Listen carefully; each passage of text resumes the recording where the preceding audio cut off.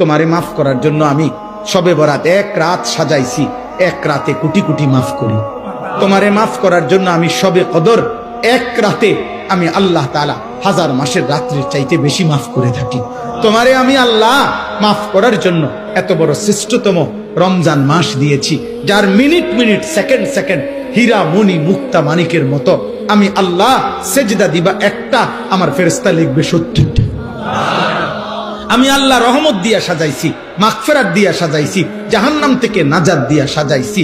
আমি আল্লাহ বৃহস্পতিবার দিবাগত রাতে গুনাহ মাফ করে থাকি। প্রত্যেক দিন তাহাজ্জুদ নামাজের ওয়াক্তে গভীর রাতে কোটি কোটি বান্দা আমি মাফ করি। তাহলে মাফ করার জন্য প্রতিদিন রাত্রে ঠিক করছি, বৃহস্পতিবার রাত্রে ঠিক করছি, শবে বরাত ঠিক করছি, শবে কদর ঠিক করছি, পুরাটা রমজান ঠিক করছি।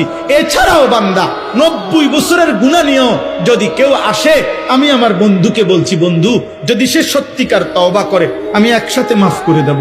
আসমান পরিমাণ গুনাহ নিয়ে আসলে মাফ করে দেব, পাহাড় পরিমাণ গুনাহ নিয়ে আসলে মাফ করে দেব, জমিনের বালুকণা পরিমাণ গুনাহ নিয়ে আসলে আমি মাফ করে দেব। তুমি এরপরে বলো বান্দা, আমি যদি তোমাকে জান্নাত দিতে চাইছি বলে কতভাবে আয়োজন করলাম, আমি আর কি বললে আর কত সুযোগ দিলে তুমি জাহান্নাম থেকে মুক্তি পাইবা।